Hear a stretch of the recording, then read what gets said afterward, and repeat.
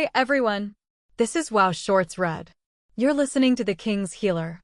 The day my world fell apart began as any other in the slums, with cold air biting at my skin and the sounds of desperation echoing through narrow, broken streets. I remember shivering under our threadbare blanket, curled up next to my mother. Her face was pale and sweaty, her eyes shadowed with the kind of exhaustion that never really left. She had fought so hard for us after my father died, scrapping and clawing to provide even the barest of comforts. But in the end, the slums claimed everyone, and now it had claimed her, too. She looked at me, her tired eyes trying to smile. "Lisa," she murmured, her voice thin and cracked, barely more than a breath. "You're so strong. You'll survive this, I know you will." I held her hand tighter, trying to keep her anchored to me, as if my grip alone could keep her here. Tears stung my eyes, but I refused to let them fall. I needed to be strong for her. Even at 8, I knew what losing her would mean. I knew that the slums had no mercy for orphans. "Don't leave me," I whispered, my voice trembling. "Please, Mama. Don't go." But she just closed her eyes, and with one last exhale, she slipped away. The weight of her hand in mine changed, growing cold and heavy. The world felt different then, as if some unseen thread connecting me to hope had snapped. I sat there for what felt like hours, my small body numb, unwilling to let go of her even when the room grew darker, the shadows lengthening around me. When I finally stumbled out into the streets, dazed and hollow, the world hadn't changed. People hurried past, eyes averted, too focused on their own struggles to notice a grieving child. Life moved on, uncaring, unrelenting. The slums never paused for grief. They swallowed it whole, along with the screams, the hunger, and the broken dreams.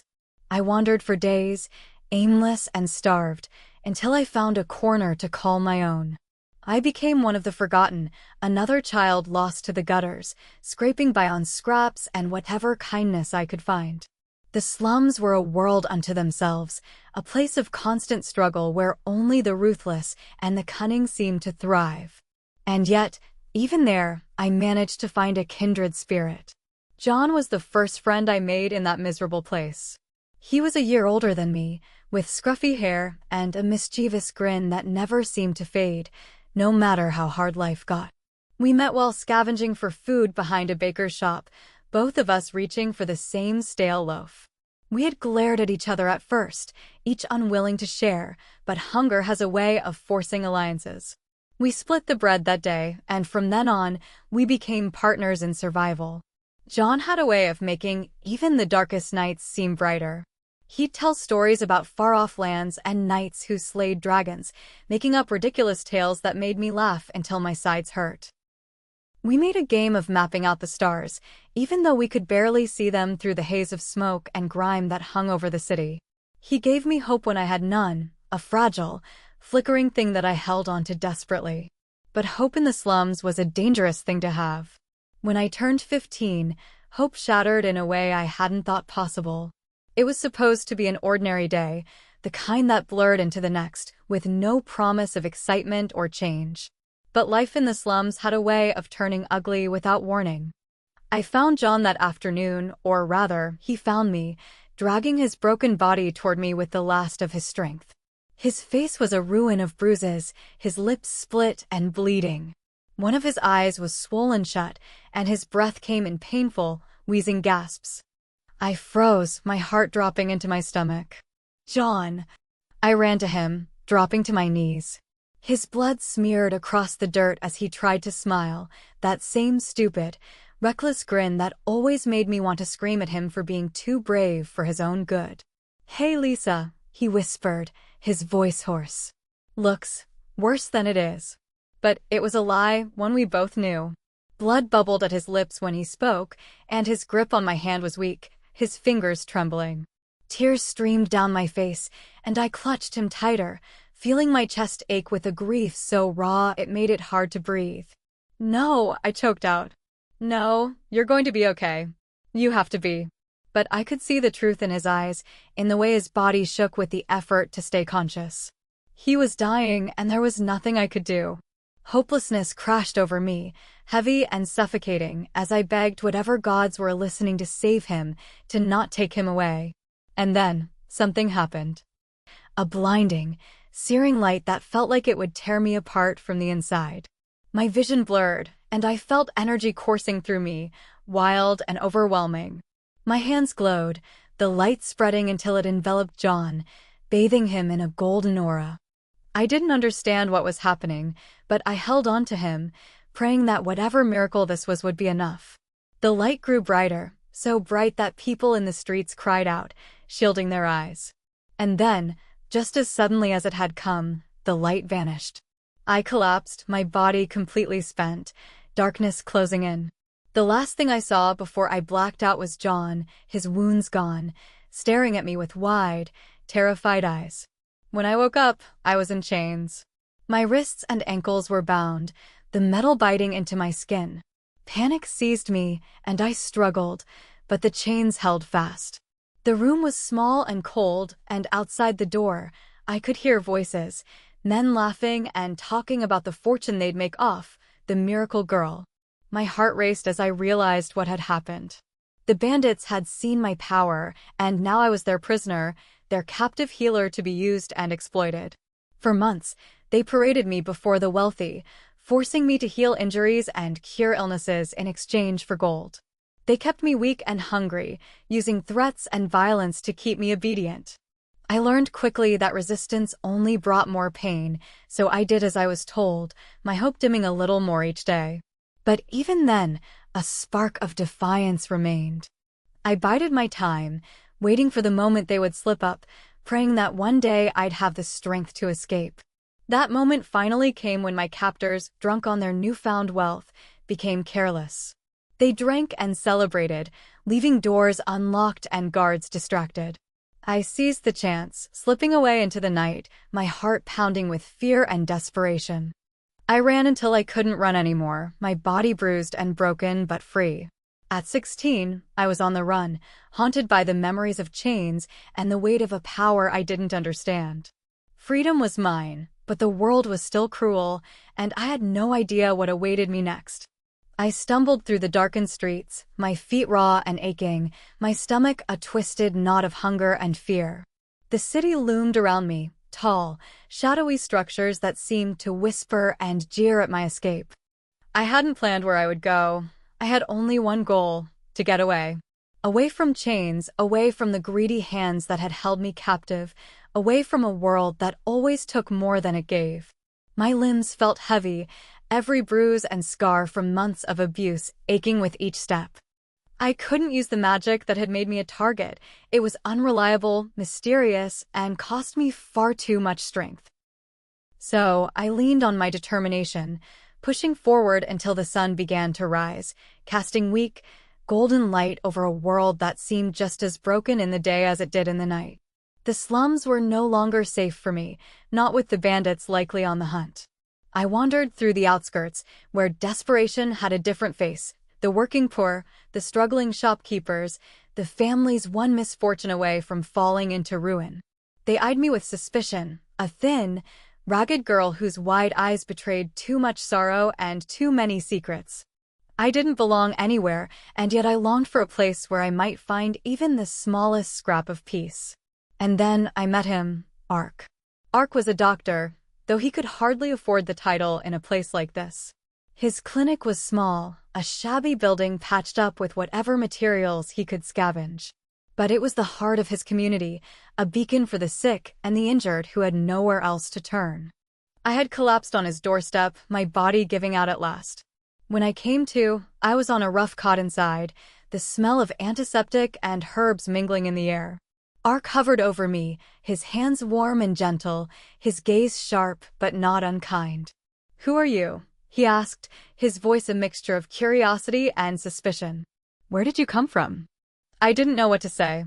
How could I explain everything, the slums, the bandits, the magic I couldn't control?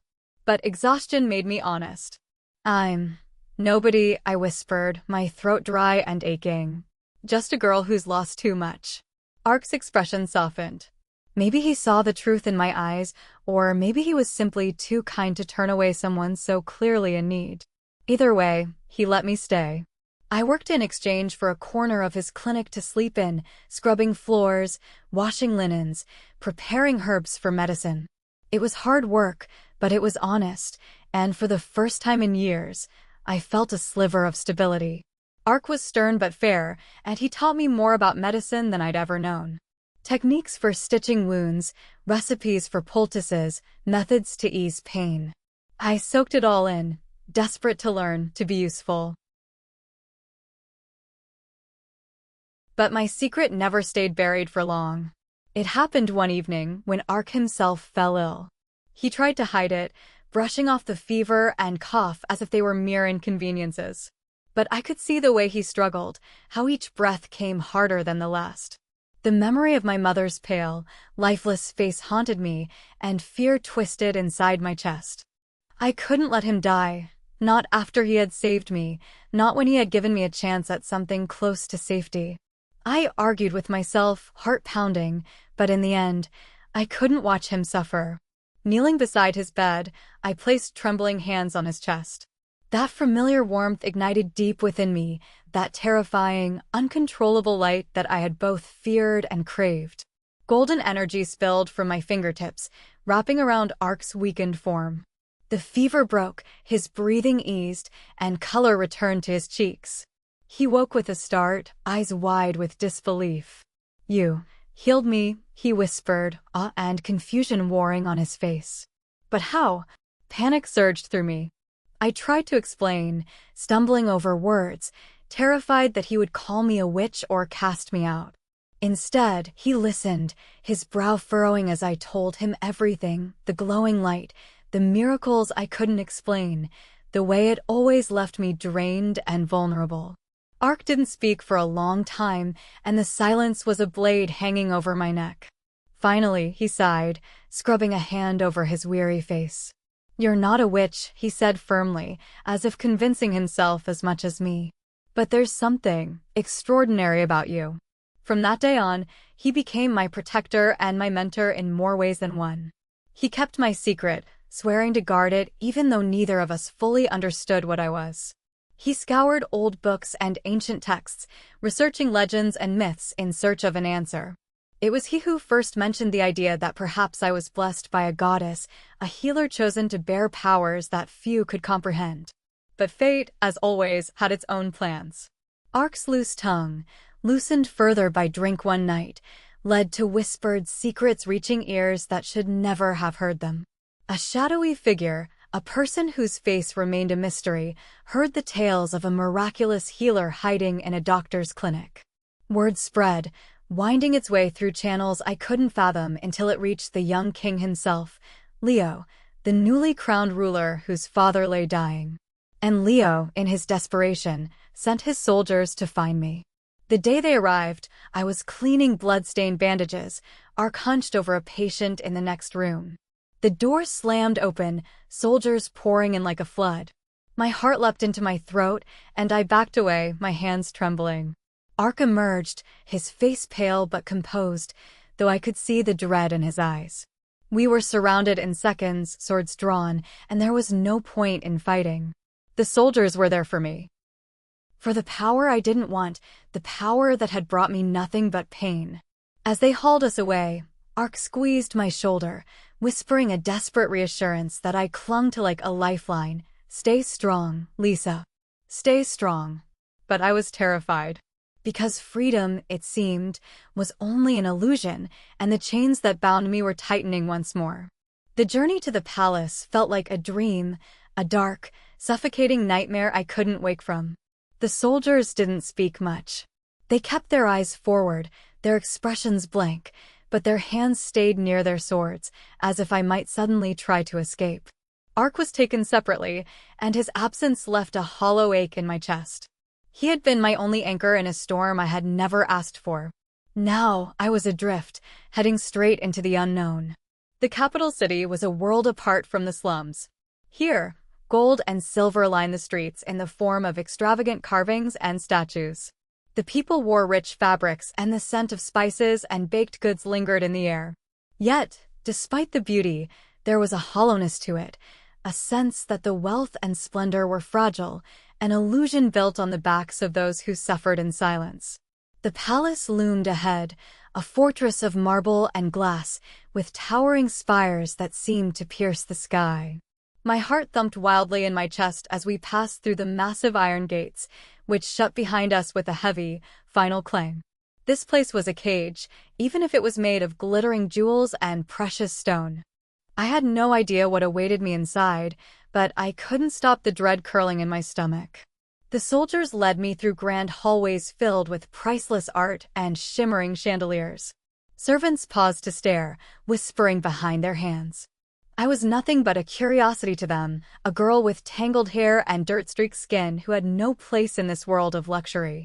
They had no idea who I was or why I was here, but their eyes were sharp and judgmental, and I felt every prick of their gaze.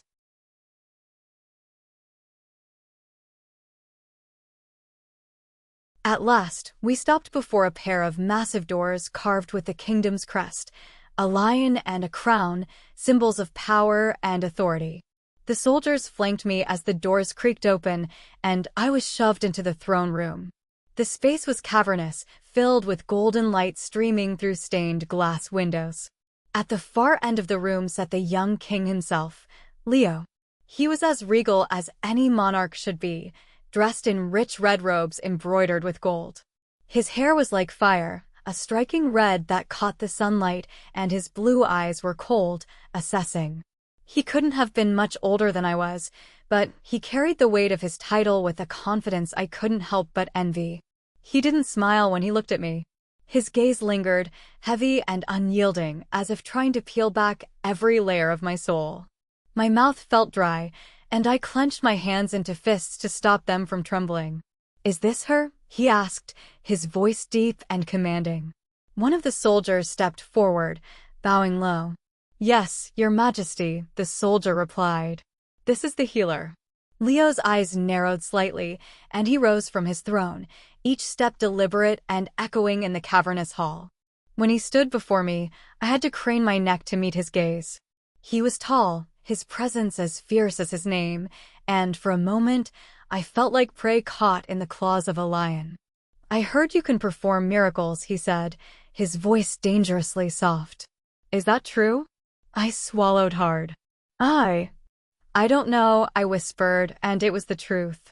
I didn't understand my powers, didn't know the limits or what they truly meant. All I knew was that using them left me weaker, and sometimes it hurt more than it helped. Leo's jaw tightened, and for a moment, something desperate flickered in his blue eyes. "My father is dying," he said, his words clipped. "The best doctors in the kingdom can do nothing. If you truly have the power to heal, then you will save him."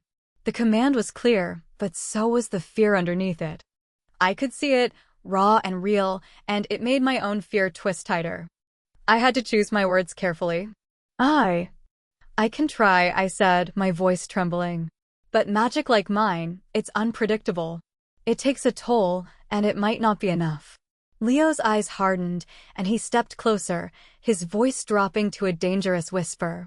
"If you fail, there will be consequences," he said. "For you, and for anyone who tried to hide you from me." My heart clenched. Ark. They had taken him, too, and I had no doubt that Leo would follow through on his threat if I refused or failed. The desperation that had driven Leo to this point was clear, and I knew that my choices were no longer mine to make. I nodded, feeling the weight of the task pressing down on me. Leo stepped back, his gaze still locked on mine. "Prepare her," he ordered, and the soldiers moved to take me away. My feet felt heavy, each step dragging me closer to a fate I couldn't predict, and dread gnawed at me. As I was led from the throne room, I glanced back at Leo. For a moment, our eyes met, and I saw something behind the coldness, a flicker of vulnerability, a crack in his armor. But it was gone in an instant, and I was left wondering what kind of king he truly was, and what kind of monster he might become if I couldn't save the man he loved most. The palace infirmary was a place of wealth and whispers, the air thick with the scent of herbs and the crackle of tension. The former king lay in the center of the room, a man once strong and commanding, now barely more than a ghost among the living. His breathing was shallow, each rise and fall of his chest a small, desperate victory against the sickness that ravaged his body. I approached his bedside, my heart pounding. He looked so fragile. But this was no ordinary illness. It was a tangled web of infection and decay that defied the natural laws of healing. I could feel it even without touching him, like an echo of poison running through the room. "Are you ready?" Leo's voice was steady, but I could hear the way it wavered at the edges, the fear he couldn't hide. He stood across from me, his blue eyes stormy, his hands curled into fists at his sides. I nodded, though the weight of what I was about to attempt nearly buckled my knees. It was more than just magic. I had to rely on my knowledge of medicine as well, every bit of science I had learned in Ark's clinic and from my own tireless studies. "I'll need hot water, clean linens, and the sharpest scalpels you have," I said, my voice firm. The palace physician looked surprised, but Leo only nodded, barking orders to the servants. With the supplies gathered, I prepared as best I could. I tied back my hair, sterilized the instruments over the fire, and lined up my vials of herbs and poultices. Each movement was precise, focused, a ritual that steadied my shaking hands. This was my domain, the blending of healing magic and the science I had taught myself. It was all I had to offer against the sickness devouring the king's body. I placed my hands over the former king's chest, feeling the beat of his weakened heart. "Hold him steady," I ordered, and 2 guards stepped forward, pressing the frail king gently but firmly against the bed. I couldn't afford for him to move, not even an inch. Taking a deep breath, I closed my eyes and called on my magic. Warmth flowed through me, a golden light that spilled from my hands, suffusing the king's body. It wasn't a gentle magic, it was invasive, threading through his organs, seeking out the infection. I used it to locate the abscesses of rot deep within his chest, places where darkness clung to life like a parasite.